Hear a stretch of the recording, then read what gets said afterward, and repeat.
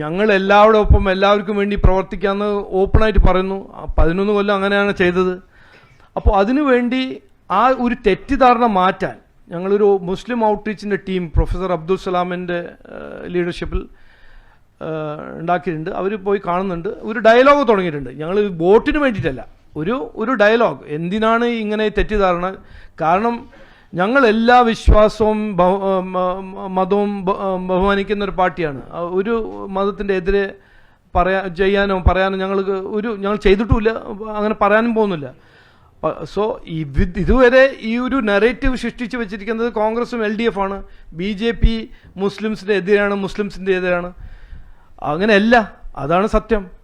പിന്നെ ഞങ്ങൾ ജമാഅത്തിൻ്റെ എതിരാണ്.